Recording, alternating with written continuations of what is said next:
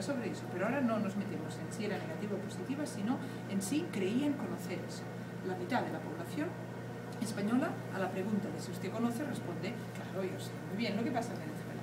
Y inmediatamente les preguntaban, ¿usted conoce lo que es el Tratado de Lisboa? El Tratado de Lisboa es lo que ha sustituido ese intento de constitución europea, y por tanto es el tratado político que nos rige en España. Aparte de nuestra constitución está ese tratado que, pues, parte de nuestra soberanía está legislada por ese tratado. Bien, pues ese tratado, el 2% de la población española dijo que les parecía que lo conocían. Eso es aberrante. Es decir, ¿quién ha decidido que Venezuela es noticia día sí y día también? Además, mala noticia, pero ahora vamos a poner noticia, ¿no? ¿Quién ha decidido que eso es noticia y el Tratado de Lisboa no?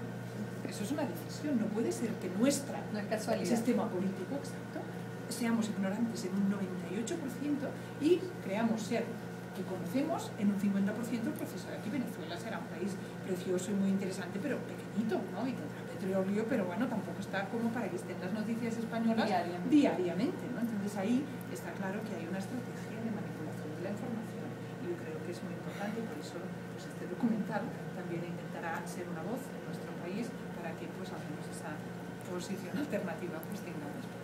Sí, y yo creo que es interesante incluir, además porque estamos aquí en un encuentro que tiene un carácter de orden religioso, cristiano principalmente, es muy interesante que no dejemos pasar esta oportunidad para que algunas personas que pudieran estar viendo esto sepan que parte del proceso revolucionario bolivariano de Venezuela tiene raíces inspiradas en el cristianismo y muy concretamente en la teología de la liberación, al punto de que en los documentos fundacionales del Partido Socialista Unido de Venezuela, que es el partido del presidente Chávez, el partido de gobierno, vamos a llamarlo así, bueno, cualquiera puede revisar la página web, entre los documentos fundacionales y entre las inspiraciones que tiene el Partido Socialista Unido de Venezuela, se contabilizan, entre otras cosas, los principios de la teología de la liberación y del cristianismo como aportes importantes de orden ideológico para la constitución del Partido Socialista Unido de Venezuela. Y lo comento porque de repente pues algunas personas pudieran pensar que en Venezuela se está construyendo un tipo de socialismo clásico, el tipo del siglo XIX o de principios del siglo XX. O anticlerical, que en España es exacto, o anticlerical, que en España es un tema. Y resulta que en Venezuela estamos innovando, no sé, haciendo un experimento, no sé si sea la palabra precisa, pero tratando de hacer un socialismo primero latinoamericano, no europeo, no de otras latitudes, un socialismo latinoamericano, pero además un socialismo del siglo XXI, es decir, un socialismo adaptado al hombre y la mujer del siglo XXI que tiene parámetros de orden democrático y de orden político distintísimos a los parámetros que eventualmente se jugaron en el siglo XX, mucho menos en el siglo XIX, pero que a su vez tiene raíces profundas en los periodos importantes de nuestra independencia, específicamente en el ideario bolivariano, en Simón Bolívar, en Ezequiel Zamora, en todos los que son los líderes de nuestra independencia, en Francisco de Miranda, en Robinson, en fin, pues hay todo un trabajo ideológico real de rescate de nuestra esencia. Y en el latinoamericano, pues el cristianismo es también la esencia. Fue para mí sorprendente, ¿no? El libro de Juan Germán Rossi. Me encontré como un pionero de la Juan Germán Rossi, para quien no sepa, pues es uno de los contemporáneos del Libertador y uno de los que firmó la primera constitución de Venezuela, es decir, uno de los líderes de nuestra independencia. independencia. Estamos al inicio del siglo XIX y ahí tenemos pues alguien que se da cuenta de que la importancia de la religión y en concreto del catolicismo para la población en Venezuela y en ese momento pues también en los países colindantes, pues eso pide que se haga una relectura, ¿no? De eso que llamamos la alienación. Entonces a mí me gustaría decir, porque como ahora hemos tenido, ¿no? En parte en este encuentro pues hemos podido expresar las opiniones acerca de lo que representan los retos, ¿no? De ir avanzando y profundizando este proceso, pues que para mí es muy importante que dentro de este marco, que yo creo que ya en este ratito ha quedado claro, y si no en mi país ya saben, ¿no? Como yo me he manifestado a favor de este proceso, entonces es dentro de este marco positivo donde yo creo que es importante que se puedan ir planteando retos de tipo, pues en este caso, caso, lo que yo de momento, ¿no? Con lo poquito que he ido viviendo, me parece que para mí es un interrogante, tanto como algo positivo para ir avanzando, es bueno, concreto de las relaciones, de la toma de decisiones y de que ese asambleísmo, ¿no? Que nos has hablado y que yo también he estado en consejos comunales y he visto, entonces eso, como a nivel de la presidencia y de la relación que tiene pues, el gabinete de ministros, cuando a veces vemos algunas imágenes referentes a esto, pues cómo se estructura ahí lo del líder carismático y entonces las relaciones, diríamos, que permiten que cada persona pues, tenga su espacio para contraopinar, para dar una opinión crítica, para cómo recibe el presidente Chávez las críticas, ¿no? De qué manera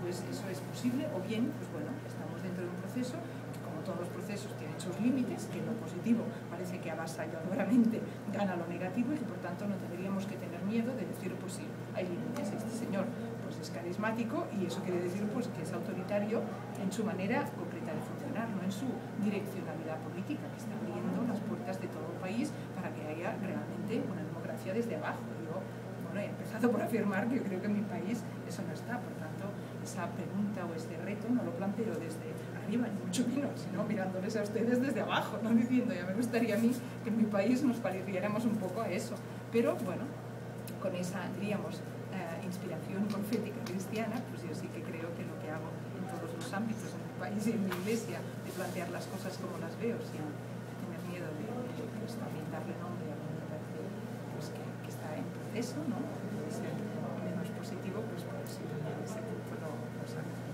Sí, no, bueno, el presidente Chávez es un hombre profundamente abierto a la crítica, pero que no solamente la escucha, sino casi que la promueve.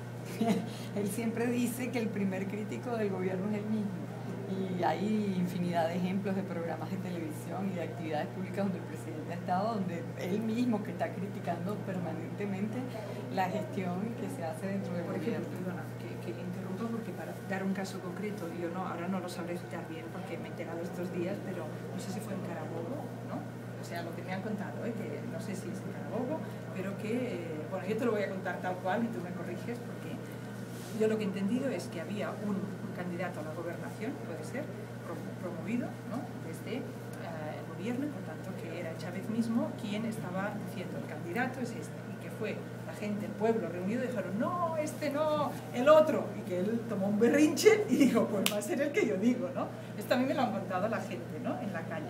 ¿Eso es así? ¿No es así? ¿Qué pasó? No, ahí porque yo si fuera así, o sea, pues, en parte es así, pero las pues palabras... era un límite de él y no pasa nada No, de el decirlo, presidente ¿no? hace una propuesta y hay un grupo, un sector, sí, un grupo que dice que debe ser otra persona, sí, y el presidente dice, lo que la respuesta del presidente fue, bueno, ustedes van a tomar la decisión, pero mi propuesta es que sea de esta persona.